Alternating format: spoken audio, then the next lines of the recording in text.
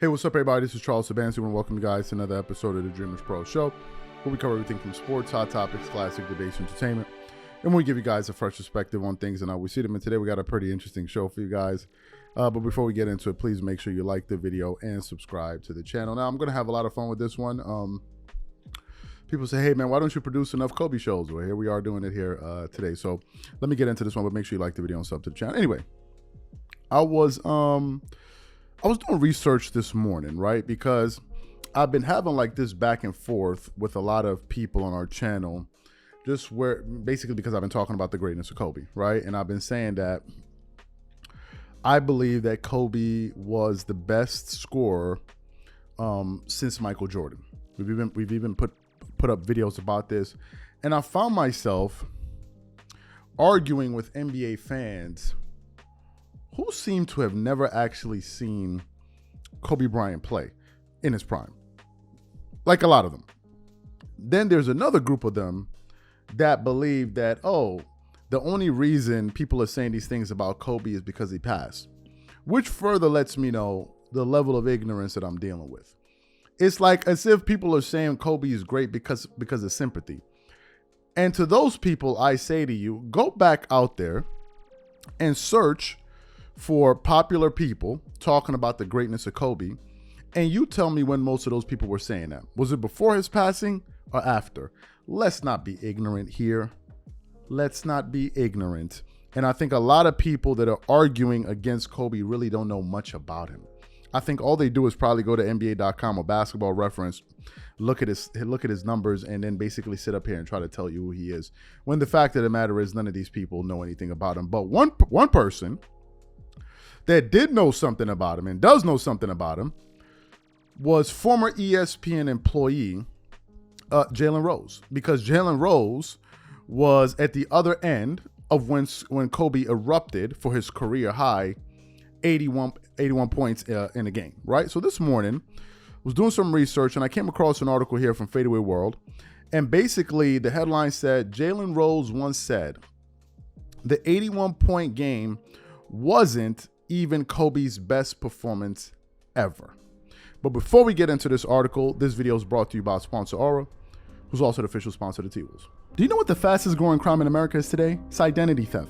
Imagine trying to log into your email only to see that your password has been changed. Then you start getting weird notifications from your bank and credit cards only to find out that all of your personal and sensitive information has been totally compromised. If you think it can happen to you and your family, just know that in 2020, over 49 million Americans were victims to identity theft, costing them a combined $56 billion. That is why we are excited to partner with Aura, who's the sponsor of this video. Aura is the #1 identity theft and financial fraud protection.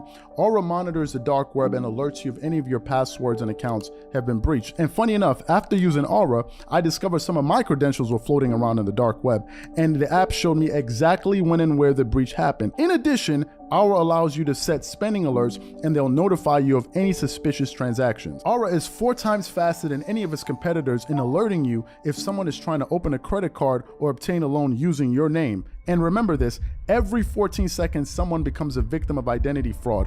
Don't let it happen to you. Now click the link in the description and try Aura for free for 2 weeks and see if any of you or your family's personal information has been compromised. Start your free trial at aura.com/dreamerspro. And when you try Aura, by using the link in the description below, also know that you're supporting this channel. Thank you. So let me get into this article here. It says Kobe Bryant was a lethal scorer during the prime of his career. The epitome of Bryant's scoring was felt by Jalen Rose in the Toronto Raptors in 2005-2006 season, when he went off for 81 points in a single game. Despite being on the receiving end of the brutal beating, Rose believes that game wasn't the best performance by Kobe. Instead, he picked Bryant's 62-point scoring outburst in just 3 quarters versus the Dallas Mavericks in the same season as the Mamba's best performance ever.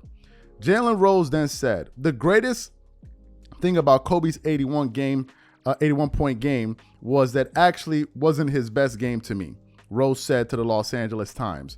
His best game was actually against a good team, the Dallas Mavs, when I think he had 60 in 3 quarters. Now, I actually did quite a bit of research before producing this show. But one of these creators, his name is Scap Attack. You guys check out his channel, Scap Attack. He actually produced a show yesterday that we shared on our channel, and he had a lot of good information in there. So some of the things I'm going to talk about in today's show, actually, some of it was the information that I got from him, but also some of it is just information that I know from just researching this topic and knowing things about it. Now, let me get into why Kobe Bryant's performance was so insane.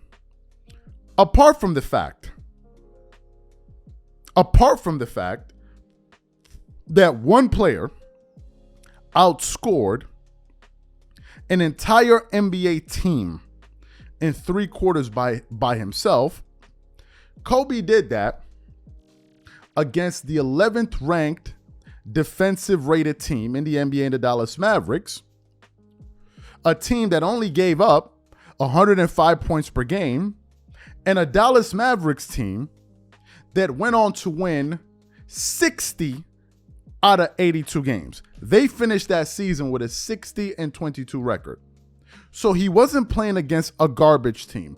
That's the first thing. The second thing is this. Kobe scored 62 points in 3 quarters, get this, on 31 shots, and get this, in just 32 minutes. In just 32 minutes.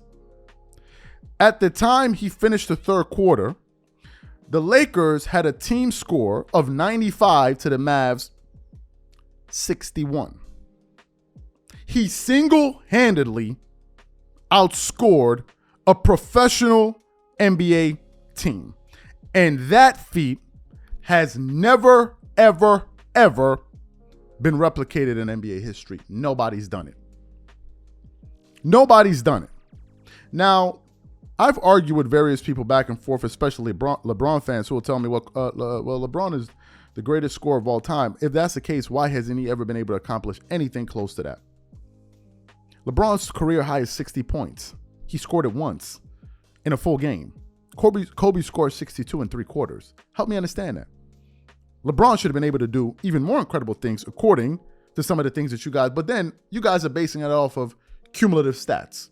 That's essentially all you're doing. Now, let me tell you guys what makes Kobe's performance even more impressive is that Kobe was only 6'6". You see, when Wilt scored 100, that was a 7-footer. This was done by a 6'6" guard. Let me tell you some players that are taller than Kobe: Tracy McGrady, LeBron James, Kawhi Leonard, Paul George, and a plethora of other great, Magic Johnson. All of these guys are actually taller than Kobe. And you know, basketball, to a certain extent, selects out for height. Here's another thing worth mentioning. When Kobe scored 62 in 3 quarters, he did it in the 4th slowest pace in NBA history. The 4th slowest.